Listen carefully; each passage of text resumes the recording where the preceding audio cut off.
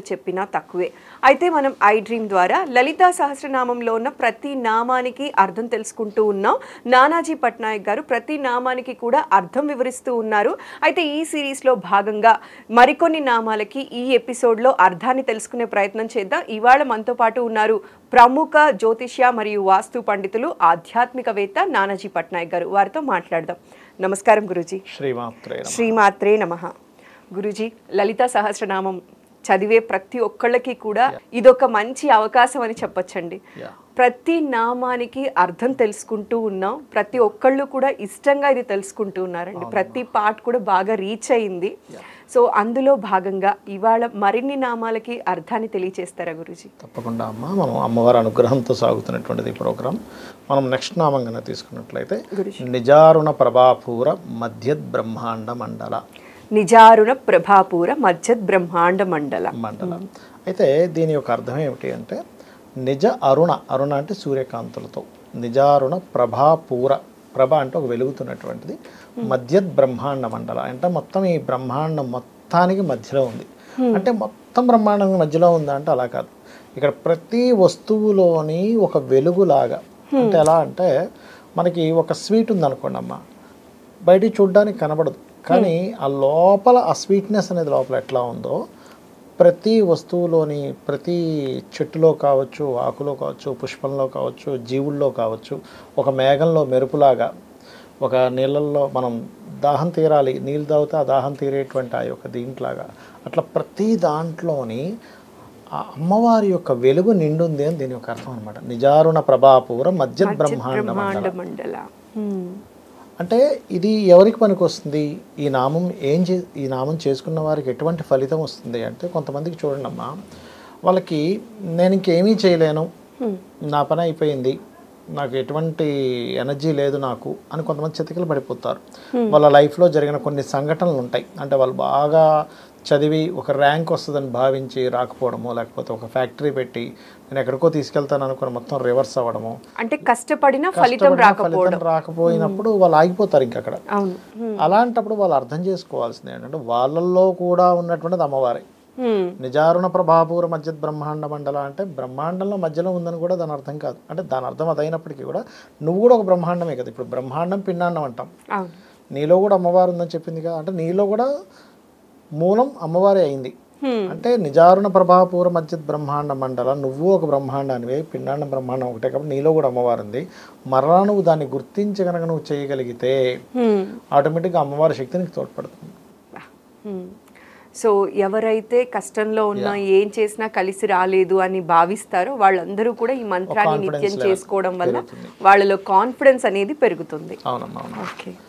దాని తర్వాత నామంగా తీసుకున్నట్లయితే చంపకాశోక పున్నాగ సౌగంధిక లసత్ కచ.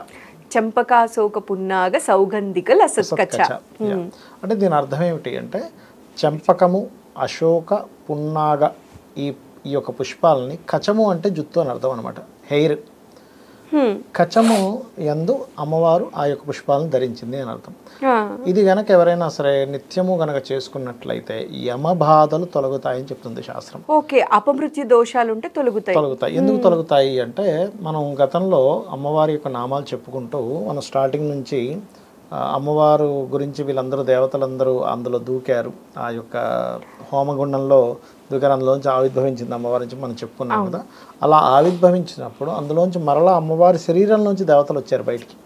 అలా వచ్చిన దాంట్లో అమ్మవారి కచము అంటే జుత్తు నుంచి యముడు బయటకు వచ్చాడట. ఓకే, జుత్తు నుంచి యముడు బయటికి వచ్చాడు కాబట్టి చంపకాశోక పున్నాగ సౌగంధిక లసత్కచ అనేటువంటి నామం ఎవరైతే చేస్తారో యమబాధలు తగ్గుతాయని చెప్తుంది శాస్త్రం. అంటే చూడండి అమ్మ, నా వల్ల అవ్వట్లేదు బాబోయ్, అసలు యమకింకరులా తినేస్తున్నారు వీళ్ళు అంటూ ఉంటాం. ఈ బాధలు ఎవరికి రాకూడదు బాబోయ్ అంటూ ఉంటాం. నరకం చూస్తున్నాం అంటూ ఉంటాం. అంటే ఇంకా అంత బాధలు ఉన్నాయి అన్నప్పుడు నామం చేసుకుంటే, ఇక్కడ ఏంటంటే పుష్పాలు అంటే ఏమిటి? హాయిని కలిగించేవి, ఆనందాన్ని కలిగించేవి. ఫస్ట్ ఈ నామంలో మనం ఏమనుకుంటున్నాం? అమ్మవారి యొక్క జుత్తుకి అలంకరించుకున్నటువంటి చంపక, అశోక, పున్నాగ పుష్పాలను తలుచుకుంటున్నాం. ఈ చంపక, అశోక, పున్నాగ పుష్పాలను కనుక తలుచుకుంటే రుణ, రోగ, శత్రు నాశనం జరుగుతుంది. గుర్తుపెట్టుకోండి, అమ్మవారి జుత్తులో ఉన్న వాటిని తలుచుకుంటే. కచమును తలుచుకుంటే అమ్మవారి జుత్తులో నుంచి ఆ యముడు బయటకు వచ్చాడు కాబట్టి కచాన్ని తలుచుకోవడం వల్ల యమ బాధలు తగ్గుతాయి. ఓకే. అంటే సుఖము వాళ్ళకి దక్కాలి, కష్టము తొలగాలి, యమబాధలు తగ్గాలి, అపమృత్యు దోషాలు తగ్గాలి అంటే ఈ యొక్క నామాన్ని ముందు ఓము లాస్ట్లో నమః. సహజంగా ఇది ఎందుకు వస్తుంది ఈ యొక్క కాంబినేషన్ అంటే అష్టమ స్థానం బాగులేని వాళ్ళకి వస్తుంది ఈ ప్రాబ్లం. అంటే 6వ అధిపతి అష్టమాధిపతి రెండూ పాడైపోయి, ముఖ్యంగా 6వ అధిపతి పాడైతే పూర్వజన్మ కర్మ ఎక్కువగా ఉంటుంది వాళ్ళకి. ఈ 6th లార్డ్ పాడైనప్పుడు ఏమవుతుందంటే వాళ్ళకి నిత్య జీవితంలో ఎప్పుడూ ఏదో కష్టమే ఉంటుంది. యమబాధలు ఎప్పుడు అనుభవిస్తూనే ఉంటారు. చాలామంది అంటుంటారు చూసారు, యమలోకం అంటే ఎక్కడో ఉండదు, మనం నెక్స్ట్ జన్మలో అనుభవించేటువంటి కష్టాలే యమలోకం చెప్పాలంటే. అంటే యమలోకం కూడా సెపరేట్గా ఉంది లేదని కాదు, ఆ రూపంలో కూడా మనిషి అనుభవిస్తూ ఉంటాడు. అంటే ఇప్పుడు ఈ లెక్కన మనం అపమృత్యు దోషాలంటే ఇప్పుడు బయట వెళ్తున్నప్పుడు యాక్సిడెంట్స్ అవుతాయేమో అన్న భయం ఉంటుంది, అప్పుడు కూడా ఇది చదువుకొని వెళ్ళొచ్చా గురుజీ? లాంగ్ డ్రైవ్స్ కి ఎట్లా వెళ్ళొచ్చు? ఎవరికైనా ఇప్పుడు జాతచక్రం చూసి ఎవరైనా చెప్పారేమంటే మీకు అపమృత్యు దోషాలు ఉన్నాయి, జాగ్రత్తగా ఉండాలంటే మీరు ఏం భయపడక్కర్లేదు, ఈ నామం చదువుకుంటే చాలు. ఓకే. ఓం చంపకాశోకపున్నాగ సౌగంధిక లసత్కచ. ఒక్క 40 నిమిషాలు లేదా కనీసం అరగంట అయినా రోజు కూర్చొని చేసినట్లయితే అపమృత్యు దోషాలను తొలగిస్తుంది. ఓకే. సింపుల్ గా ఒకటే లైన్ రిపీటెడ్ గా చదివితే సరిపోతుంది, ఒక అరగంట సేపు చదివితే సరిపోతుంది అన్నమాట. ఇది చేసుకోవాలి, అదొకటి. ఇక తర్వాత నామం కనుక తీసుకున్నట్లయితే మనకి ఇక్కడ కురువింద మణిశ్రేణి కనత్కోటీర మండిత. కురువింద మణిశ్రేణి కనత్కోటీర మండిత. కురవింద మణులతో తయారు చేసినటువంటి సంబంధించినటువంటి ఈ యొక్క నామం ఇది కిరీటానికి సంబంధించినటువంటి నామం. అంటే కురువింద మణులతో తయారు చేసిన కిరీటమును అమ్మవారు ధరించి ఉంది అని. ఎప్పుడైనా సరే అమ్మవారి యొక్క ఆభరణాలను కానీ, అమ్మవారి యొక్క సౌందర్యంకి సంబంధించింది కానీ, లేకపోతే పుష్పాలకు సంబంధించింది కానీ, ఒక్కొక్క దాని గురించి మనం ఒక్కొక్కటి మనం తలుచుకుంటూ ఉన్నాం అనుకోండి, దానికి సంబంధించిన ఫలితం వస్తుంది. ఈ కురువింద మణిశ్రేణి కనత్కోటీర మండిత అనేటువంటి నామం కనుక చేసుకుంటే ఏమవుతుందంటే, ఎవరికైనా ప్రమోషన్ రావట్లేదు, రాజ్యం దక్కట్లేదు, ఇప్పుడు రాజకీయాల్లో రాణించాలి, అయితే ప్రమోషన్స్ రావాలి, వాళ్ళకు ఒక అధికారం కావాలి, ఇది చేసుకుంటే కూడా వస్తుంది. అంటే కిరీటం అంటే ఏమిటి? ఒక అధికారం రావడం. కిరీటం ఎవరు పెట్టుకుంటారు? ఒక అధికారం ఉన్న వాళ్ళు పెట్టుకుంటారు. మనకు దేవతలు అవి పెట్టుకోవడం చూస్తూ ఉంటాం, రాజులు రాణులు దేవతలు పెట్టుకోవడం చూసుకుంటాం. కాబట్టి ఏంటంటే ఈ కురువింద పద్మరాగమణుల యొక్క శ్రేణితో ప్రకాశించేటువంటి కిరీటము ధరించింది అమ్మవారు, దీని యొక్క అర్థం అనమాట. అందుకని ఓం కురువింద మణిశ్రేణి కనత్కోటీర మండితాయై నమః.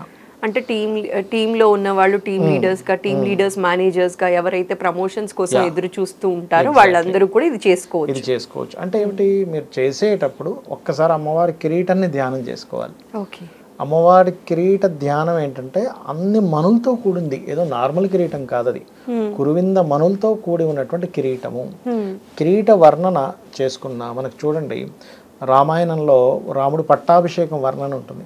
పట్టాభిషేకం వర్ణన చేసుకున్నా కూడా ప్రమోషన్స్ వస్తాయి, ఎందుకంటే లలితా అమ్మవారే రాముడుగా వచ్చింది. లలితాదేవి అంశ శ్రీరాముడు అని అంటారు కదా, లలితా అమ్మవారే రాముడు అవతారంలో వచ్చిందని చెప్తూ ఉంటారు, శ్యామలా అమ్మవారే కృష్ణుడు అవతారంలో వచ్చిందని చెప్తూ ఉంటారు. కాబట్టి ఏంటంటే ఈ యొక్క నామం ఖచ్చితంగా ప్రమోషన్స్కి తోడ్పడుతుంది, కీర్తినిస్తుంది. ప్రమోషన్స్ ఒకటే కాదు, ఇప్పుడు మంచి పేరు రావాలి, అంతా అందరూ నాకు బ్యాడ్ నేమ్ తెస్తున్నారండి, ఏంటో అర్థం కావట్లేదు, గాసిప్స్ చెప్తున్నారు, నేను ఏ తప్పు చేయలేదు కానీ నా చుట్టూ ఉండే రిలేషన్సే, ఫ్రెండ్సే, కొలీగ్సే నన్ను ఒక గాసిప్స్లోకి తీసుకెళ్తున్నారు, అన్నప్పుడు ఇది ఎవరైనా తలుచుకున్నారనుకోండి, ఓం కురువింద మణిశ్రేణి కనత్కోటీర మండితాయై నమః అని తెలియకుండానే ఆ గాసిప్స్ అన్ని తుడిచిపెట్టుకుపోతాయి. అర్రే వీడేం చేయలేదు, అది కూడా ఇది నిజాయితీగా మీరు ఉంటే, మీరు నిజంగానే తప్పు చేసి వాళ్ళు గాసిప్స్ చేస్తున్నప్పుడు మీరు చేస్తే ఇది ఫలించదు. అమ్మవారి అంత అమాయకురాలు కాదు, ఆ కర్మ అనుభవించాలి.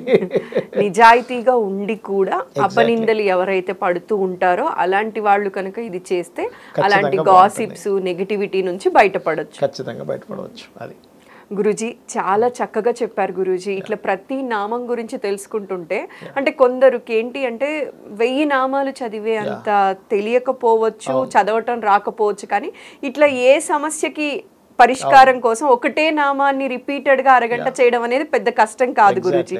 సింపుల్ గా ఆ సమస్య నుంచి బయటపడే పరిష్కారాలు లలితా సహస్రనామంలోని నామాల్లోని అంతరార్థాన్ని మా వాళ్ళ కోసం సవివరంగా తెలియజేసినందుకు ప్రత్యేక ధన్యవాదాలండి. చూశారు కదండి, ఈ ఎపిసోడ్ మీ అందరికీ కూడా బాగా నచ్చింది అనుకుంటూ ఉన్నాను. అండ్ అలానే డిస్క్రిప్షన్ బాక్స్లో మిగతా పార్ట్స్ కూడా పెడతాము, సో దీని కంటిన్యూషన్ కూడా చేస్తాము. ఎలాంటి సమస్యతో బాధపడుతున్న వాళ్ళైనా సరే అమ్మవారి నామం తలుచుకుంటే చాలు ఆ సమస్య నుంచి బయటపడవచ్చు. సో ఆ పరిష్కారాన్ని అందించే ప్రయత్నమే ఈ వీడియో. మీ అందరికీ కూడా నచ్చిందని అనుకుంటున్నానండి. నమస్కారం. శ్రీమాత్రే నమః. శ్రీమాత్రే నమః.